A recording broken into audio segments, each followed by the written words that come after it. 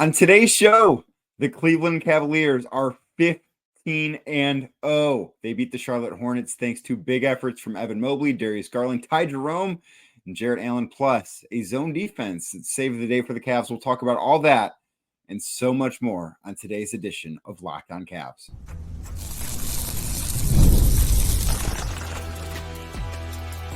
You are Locked On Cavs, your daily Cleveland Cavaliers podcast. Part of the Locked On Podcast Network, your team every day.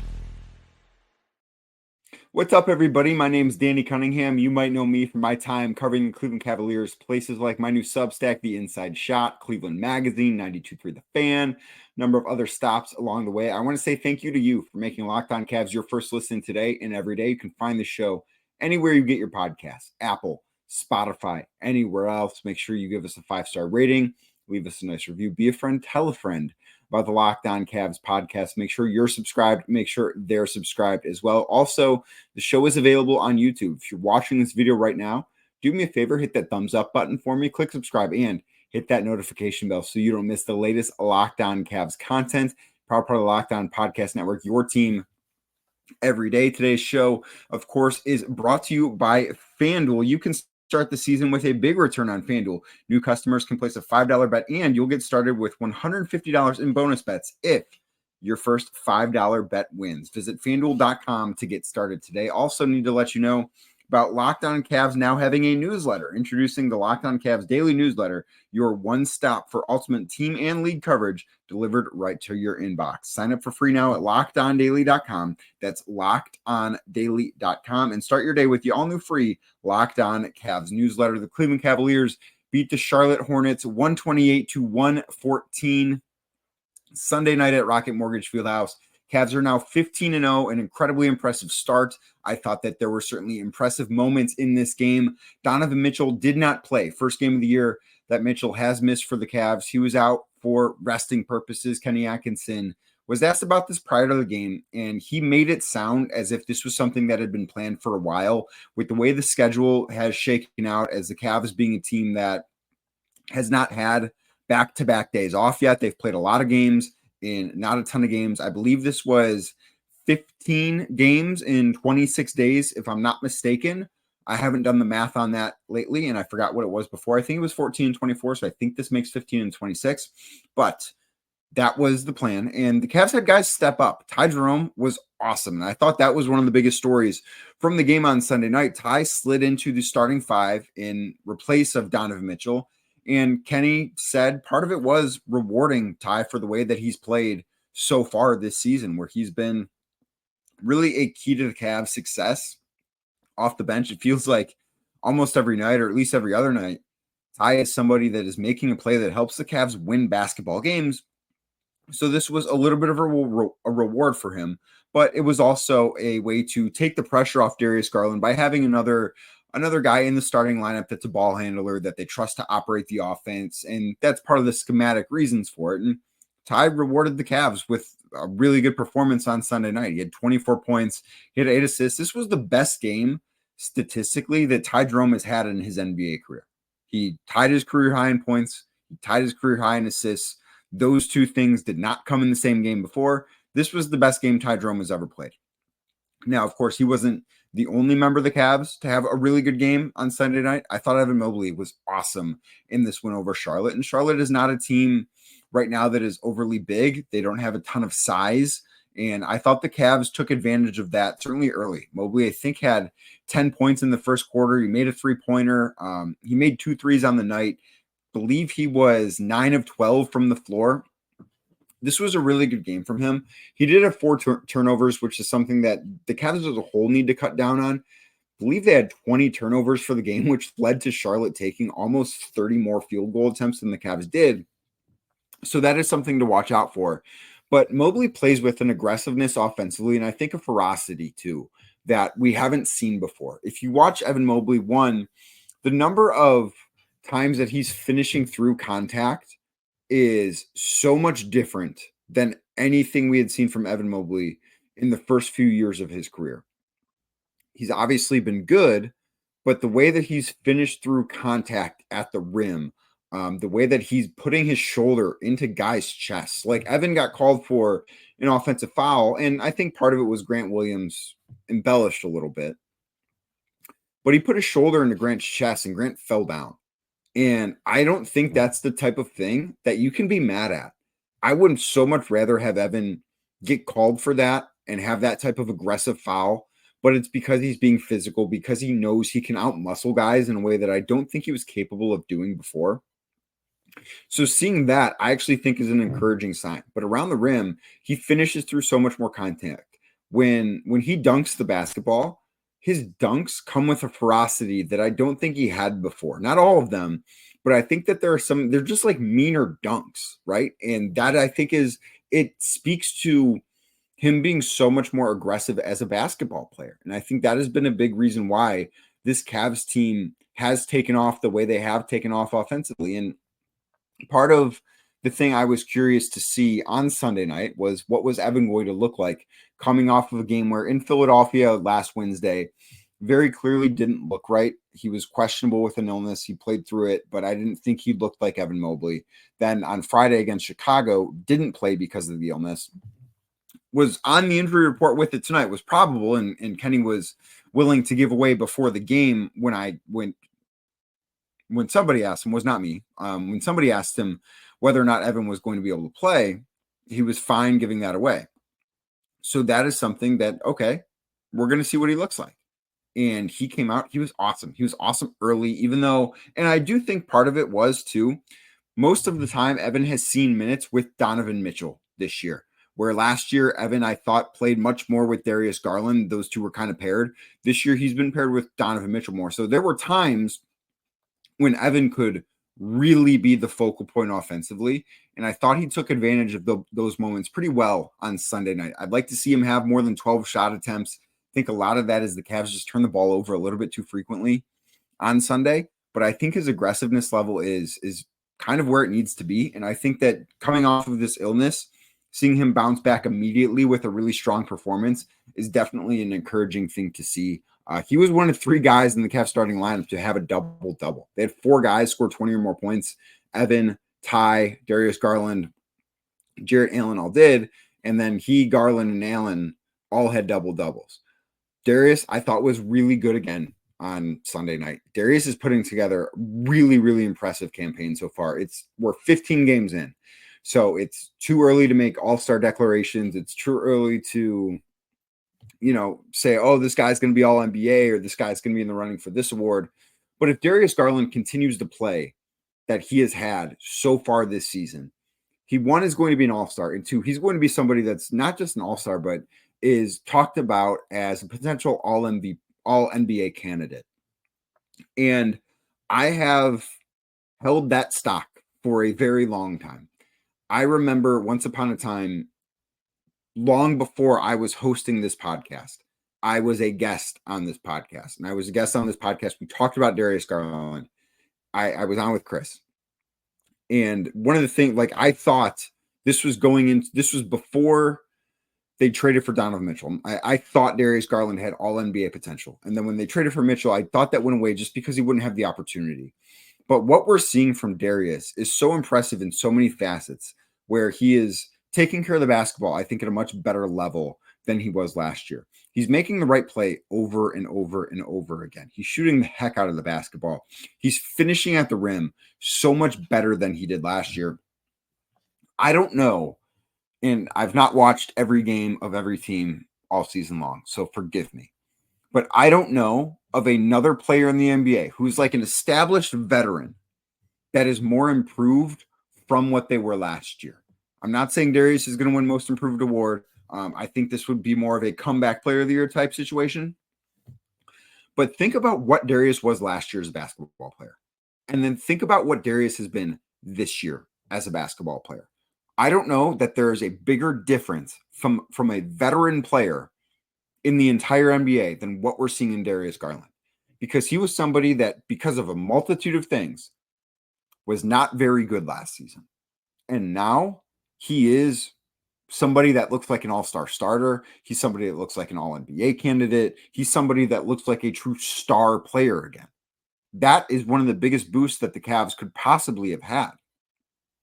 And I think that was on display again on Sunday night, where it doesn't matter who he's defending. It doesn't matter who's defending him.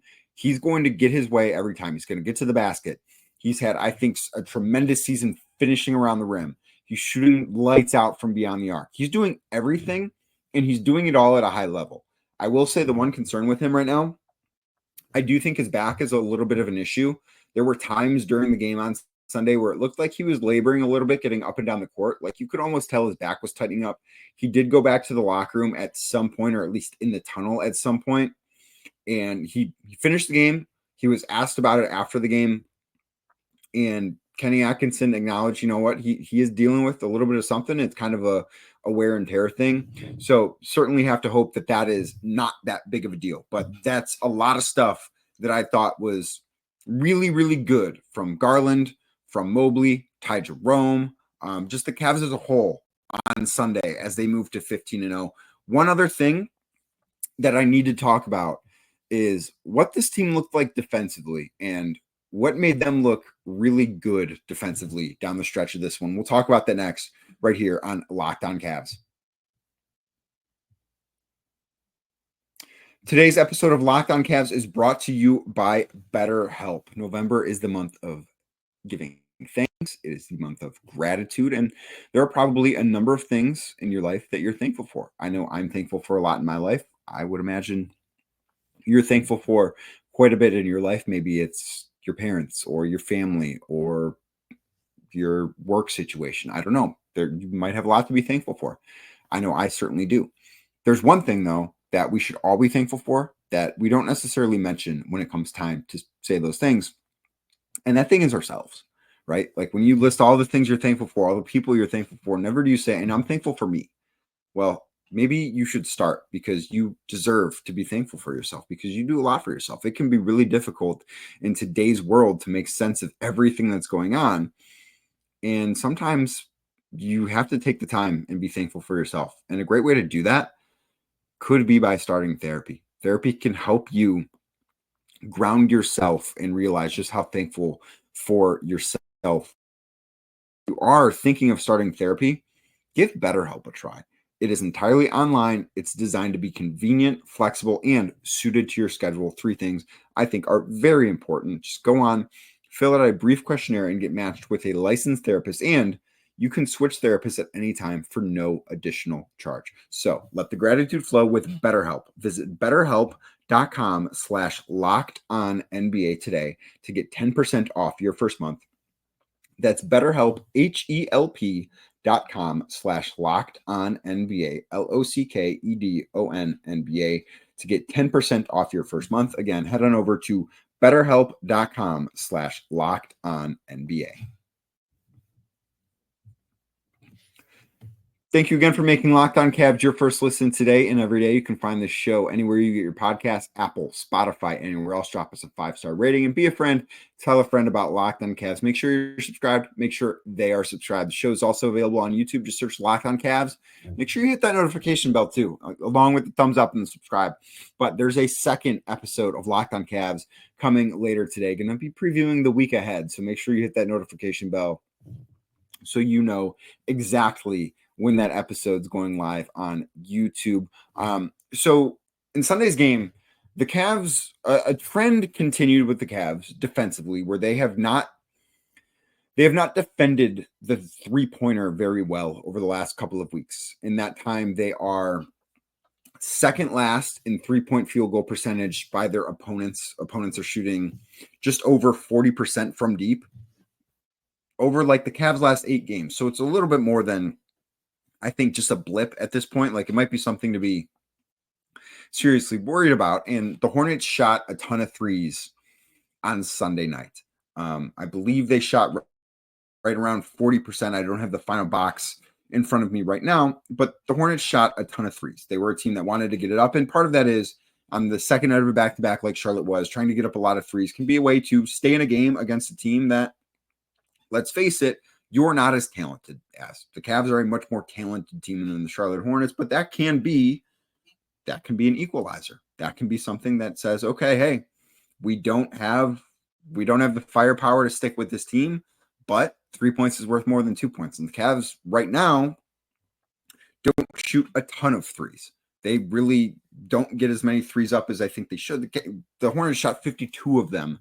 The Cavs shot 30 of them. So that's how the Hornets were in this game. It's because they made 20 of their 52 shots from deep. So that I do think is a bit of an issue because that trend continued again on Sunday night.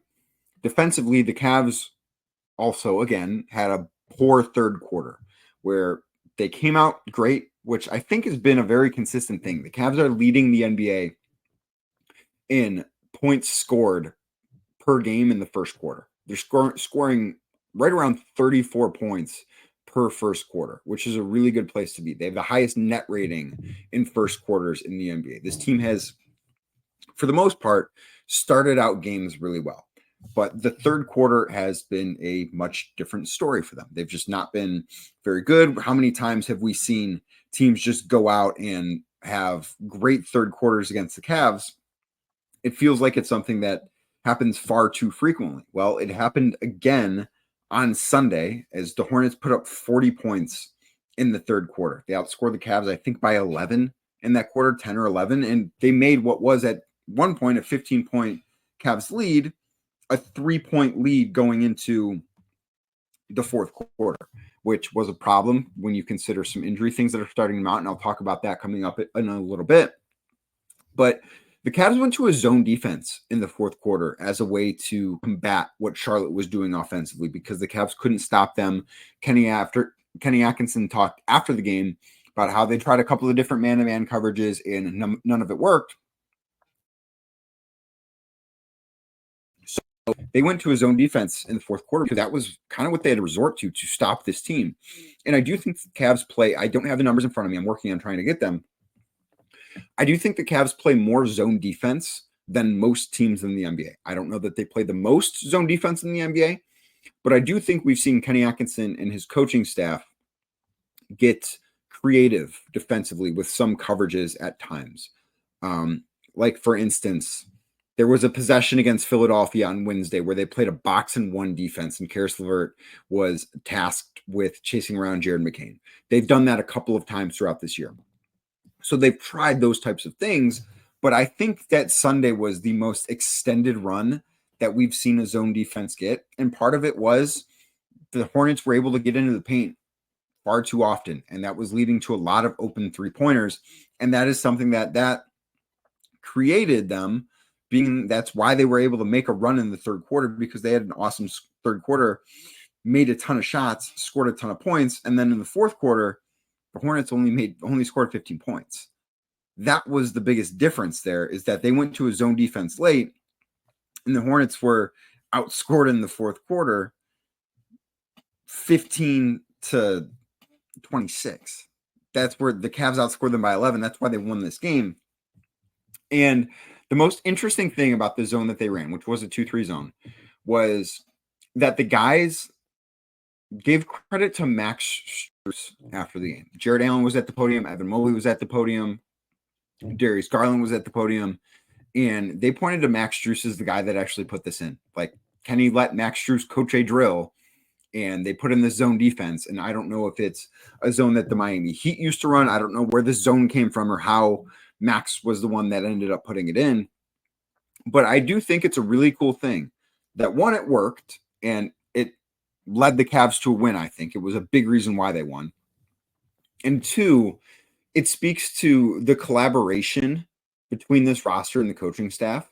I think it's really easy to think of just a coaching staff and a head coach in particular as that guy's in charge. Whatever that guy says goes. And that is not the case in the NBA. It's certainly not the case in the NBA when you have a veteran team that's ready for like winning time. When you're a younger team, it might be more like that when guys don't really know how to play in the NBA yet, and they're still finding their way, and the team is not very good. Like, then it's kind of the coach has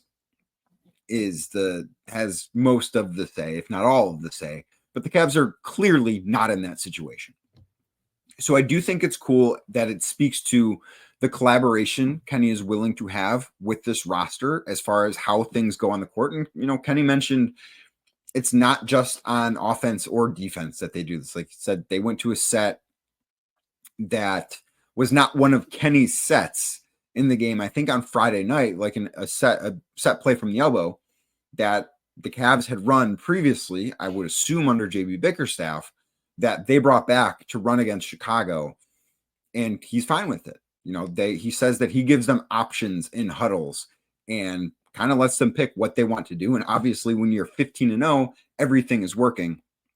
But I also thought it was cool that Max Strus is the guy that gets credit for some of this, because we've not seen Max play for the Cavs this year. He's obviously still out dealing with that ankle injury.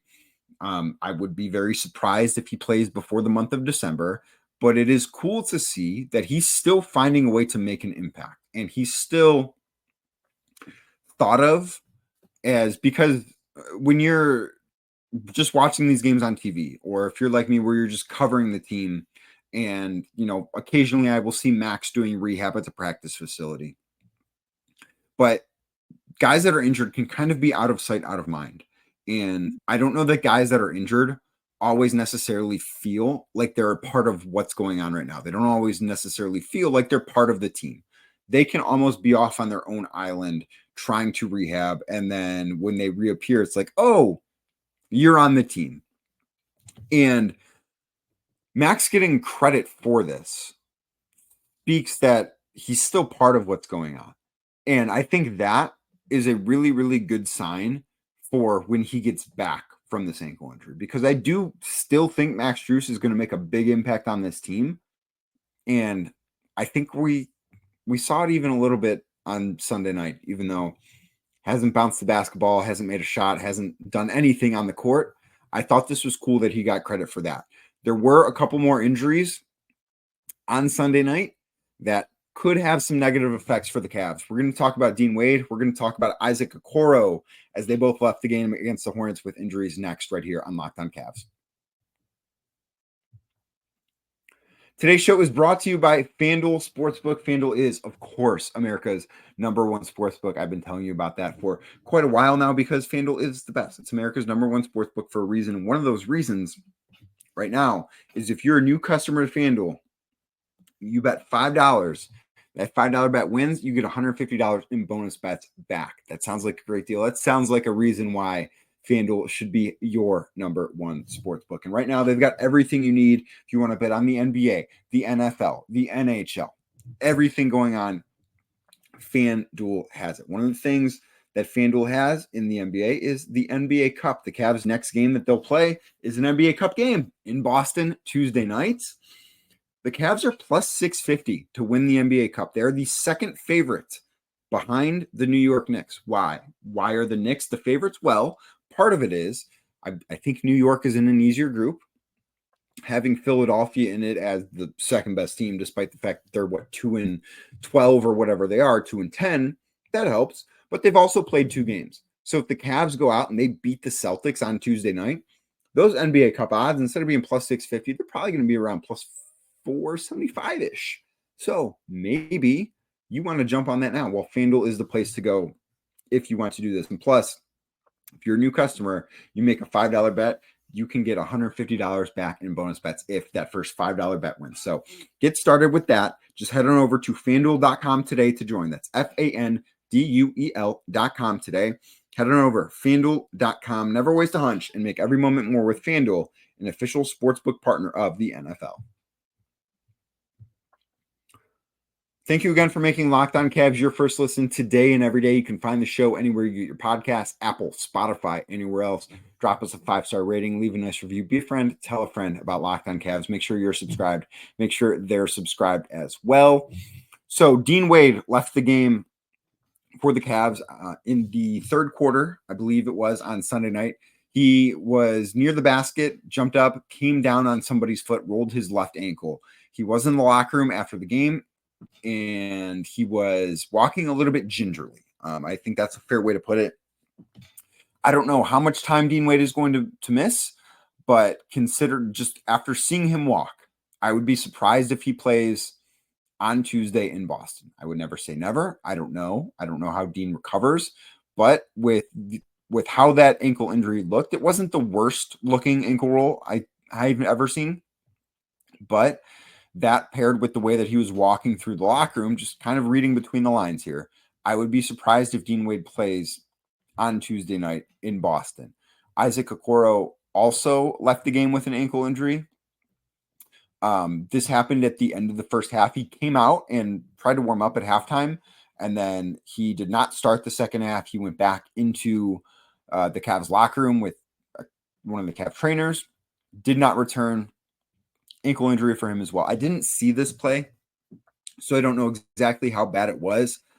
He did look to be walking a little bit better than Dean Wade was after the game, but I really have no idea how long Isaac will or could miss with this injury. But I do think both of them, they kind of play similar spots, and Max Strus plays that spot as well, and they really don't have much else. So on the wing, things could get pretty depleted pretty quickly for the Cavs.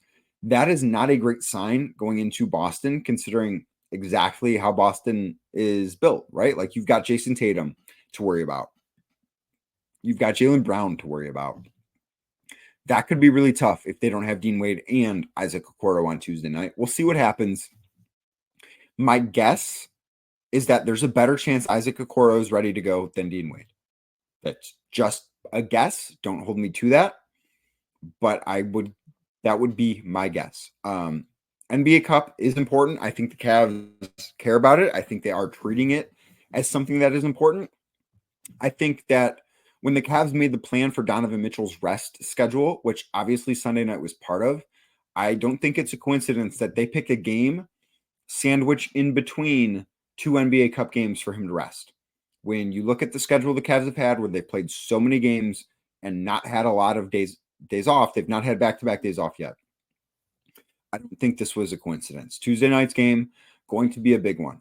I will be in attendance. I'm making the trip to Boston. I've not been to a game in Boston. The only thing that I'm upset about is that I'm going to have to watch this game on a green floor instead of the historic parquet, which is a real bummer. I think that court is hideous.